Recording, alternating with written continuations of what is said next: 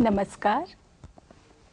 तनाव की समस्या और उसमें योग की भूमिका श्रृंखला के अंतर्गत आज 7वां कार्यक्रम आपकी सेवा में प्रस्तुत करते हुए हमें बहुत हर्ष हो रहा है और आप सबका हम हार्दिक स्वागत करते हैं।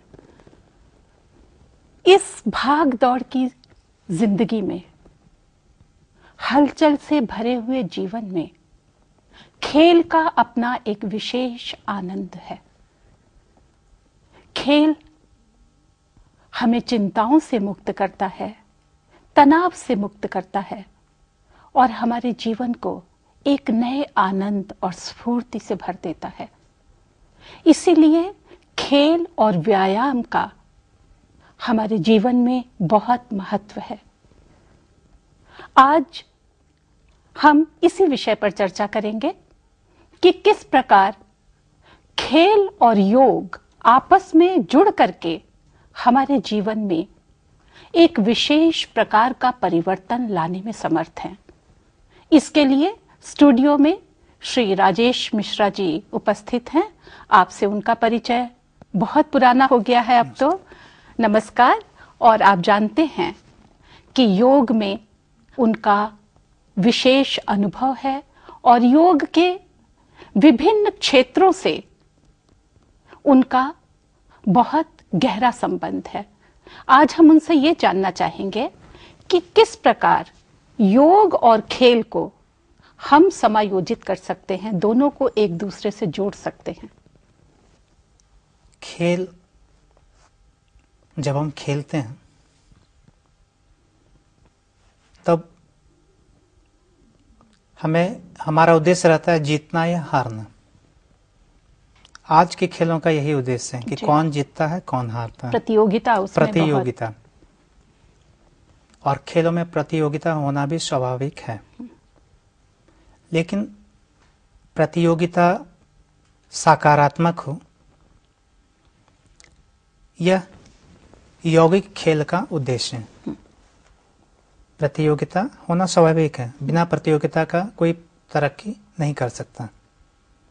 हाँ, लेकिन जब प्रतियोगिता में ईर्ष्या, द्वेष, वो नकारात्मक है।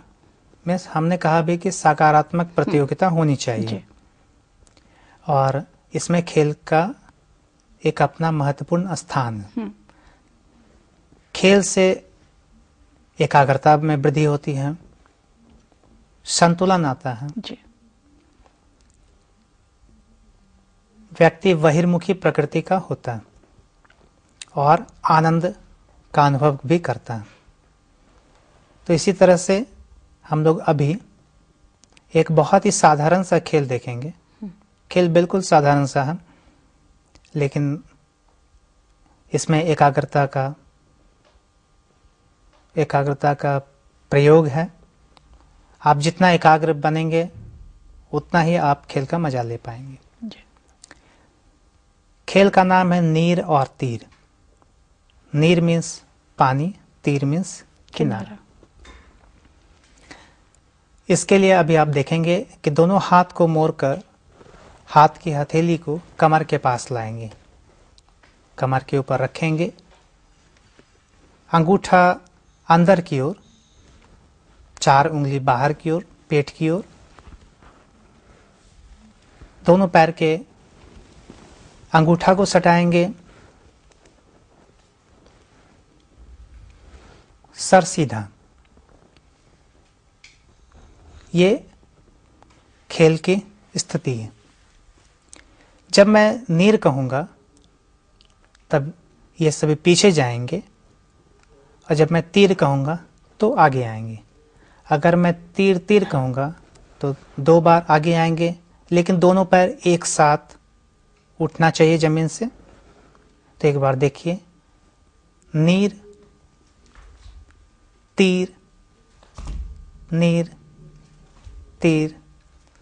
देख रहे हैं, संतुलन भी इसमें बनना चाहिए। तीर। सभी लोग आउट हो गए। क्योंकि इसमें सजगता, जैसे आपने कहा, उसका होना बहुत ही आवश्यक है। हमेशा ध्यान इस बात पे हो कि क्या निर्देश दिया जा रहा है। अगर आप निर्देश के प्रति सजग हैं मिस आप एकाग्रचित हैं कि क्या है? मिस आप शारीरिक स्थिति के प्रति भी सजग हैं और एकाग्रता के प्रति मिस निर्देश के प्रति भी सजग हैं कि आप कितना एकाग्र हैं? मुझे लगता है कि इस खेल के माध्यम से एक तो खेल का आनंद है ही है इसमें अपने आप में, और जैसे आपने कहा किसी प्रकार की प्रतिस्पर्धा और प्रतियोगिता नहीं है, लेकिन इसका जो सबसे बड़ा उपयोग मुझे लग रहा है वो ये कि मनुष्य खेलते खेलते अपनी एकाग्र शक्ति को कितना बढ़ा सकता है और कितना सजग हो सकता है। जी बिल्कुल आप सही हैं। तो इसके अलावा भी क्या कोई और खेल है इस तरह का जिसे हम योग से जोड़ सकते हैं और जिसके द्वारा हमारे जीवन में एक हमारे चिंतन में, हमारे पूरे मन के विज्ञान में एक सकारात्मक परिवर्तन आए? एक और खेल है जिसका नाम है कौवा चाल। कौवा चाल नाम से ही लग रहा है कौवा के रूप में चलना, क्रॉ वॉकिंग। कौवा जिस तरह से चलता है उसी तरह से अभी कुछ ये लोग भी चलेंगे। तो बच्चे इसको बहुत ज्यादा पसंद करते हैं। तो यहाँ पे सब कौइयां हैं तो आप देखेंगे सबसे पहले स्क्वेटिंग पोजीशन में बैठते हैं, वहीं पे बैठ जाइए और एक पैर आगे रहेगा, बायां पैर आगे, बायां पैर लेफ्ट आगे और दोनों हाथ घुटना के ऊपर। अब बाएं पैर को आगे झुकाएंगे, घुटना को आगे झुकाएंगे और सामने पैर को लाएंगे इस तरह से, फिर आगे चलेंगे, फिर पीछे इस तरह से, हाँ, फिर पीछे घूम जाइए, फिर पीछे घूम जाइए अपनी जगह से, और फिर चलेंगे। तो आप देखते हैं कि आप कम जगह में भी आप इसको खेल सकते हैं। और बच्चे थोड़ा नटखट हो तो थोड़ा उसको आप कह सकते हैं कि थोड़ा तेज से चले। देखिए इसमें से भी कुछ बच्चे नटखट हैं, थोड़ा तेजी से चलिए और फिर पीछे घूम जाएंगे और फिर खड़े हो जाएंगे, आंख बंद करके शरीर को आराम देंगे। यह खेल स्टेमिना को बढ़ाता है, आत्मविश्वास को भी बढ़ाएगा।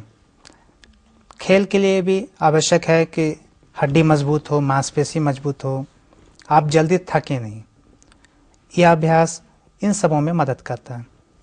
आप अगर फुटबॉल खेलना चाहते हैं, मॉरिशस का फेमस है फुटबॉल, फुटबॉल में यह खेल बहुत ही लाभदायक होगा। और मुझे ये लगता है कि ये खेल जो है एक तो हमारी शारीरिक क्षमता को बढ़ाता है जी, लेकिन इसका मानसिक दृष्टि से क्या लाभ है? चूंकि आप अपने विल पावर का प्रयोग करते हैं, इसलिए विल पावर में वृद्धि होती है। कैसे? आत्मविश्वास में। अगर आपको निर्देश दिया गया कि आप 50 कदम चलें और आप 40 चल रहे हैं, आप और कोशिश कर रहे हैं कि मुझे और चलना है आगे, मुझे और चलना, मीन्स आप अपने आत्मशक्ति, आत्मविश्वास का प्रयोग कर रहे हैं, विल पावर का प्रयोग कर रहे हैं, और वही विल पावर आपके विल पावर को, व्यक्तित्व को प्रभावित करेगा। आपने दो खेल हमें दिखाए, दोनों ही खेल बड़े रुचिकर हैं, लेकिन आपने खेल और योग को आपस में जो जोड़ने की बात कही, तो क्या कोई और भी खेल है ऐसा जो हम अपने दर्शकों को दिखा सकते हैं? जी, मैं एक खेल और दिखाना चाहूंगा जिसका नाम है, तितली आसन के ऊपर ही है, लेकिन ये इस खेल को बच्चे बहुत एंजॉय करते हैं। बच्चे तितली को बहुत ज्यादा पसंद करते हैं, रंग बिरंगी तितली होती है। तो यहाँ भी कुछ रंग बिरंगे ड्रेस में रंग बिरंगी तितलियां हैं, तो देखेंगे कि आप सभी कैसे उड़ते हैं। तो आप में से एक आगे आ जाइए, एक आगे आ जाइए, आप आगे आ जाइए और दो पीछे बैठ जाइए, बैठ जाइए जमीन पर और तितली आसन की स्थिति में बैठते हैं। दोनों पैर के तलवा को सटा लेते हैं और दोनों पैर के तलवा को सटाते हैं, हाथ की उंगली फंसाकर पैर को पकड़ते हैं, रीढ़ की हड्डी सीधी रखते हैं, सर सीधा रखते हैं और फिर दोनों पैर को ऊपर नीचे करते हैं, थोड़ा पैर को तेजी से हिलाते हैं। पैर जब पूरा हिलने लगे तो फिर हाथ को साइड से उठाकर हाथ को इस तरह से तितली के जैसा उठाते हैं। दोनों हाथ को दोनों तरफ से दोनों हाथ को ऐसे से भी करेंगे और पैर को भी हिलाएंगे, पूरा पैर भी हाथ भी, पूरा हाथ ऊपर नीचे होगा, सर सामने। देखिए किस तरह से तितलियां उड़ रही हैं, रंग बिरंगी तितलियां हैं। आप पूरा ऊपर नीचे देख सकते हैं, पैर और हाथ दोनों एक साथ।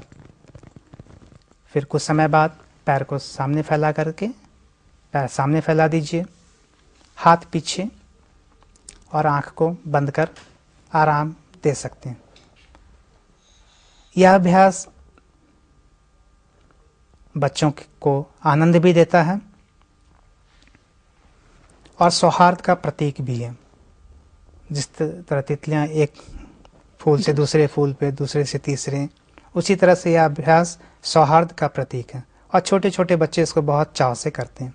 लेकिन क्या ये खेल केवल बच्चों के लिए है? नहीं, अभी आपने देखा कि सब ये बड़े भी हैं, बड़े भी कर रहे हैं और इसको काफी एंजॉय के साथ किया जा सकता है। तो ये खेल को जो आपने योग के साथ जोड़ा है जी, इसके पीछे क्या कोई और भी उद्देश्य है? क्योंकि जैसे आपने बताया कि योग के पास तो लगभग जितनी समस्याएं हैं उनका कोई ना कोई समाधान है, और हमने अब तक जितने भी कार्यक्रम किए हैं उन सब में आपने कुछ आसन, प्राणायाम, इन सबको दिखा करके कोई ना कोई एक उसका हम कह सकते हैं कि समाधान प्रस्तुत किया है। तो फिर अलग से खेलों की आवश्यकता क्यों पड़ी कि आपने खेल को योग से क्यों जोड़ा? देखिए, योग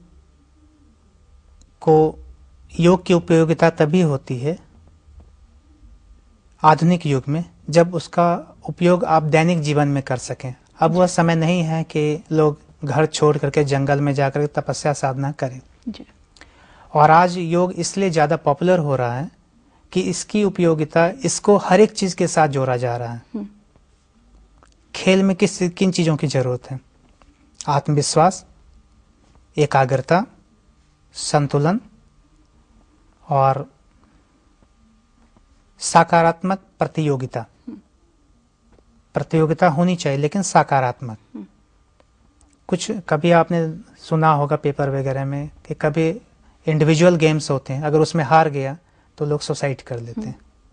तो ये प्रतियोगिता थी लेकिन नकारात्मक प्रतियोगिता थी, ये सकारात्मक प्रतियोगिता है। और योग इन सभी चीज़ों के वृद्धि में मदद करता है। इसलिए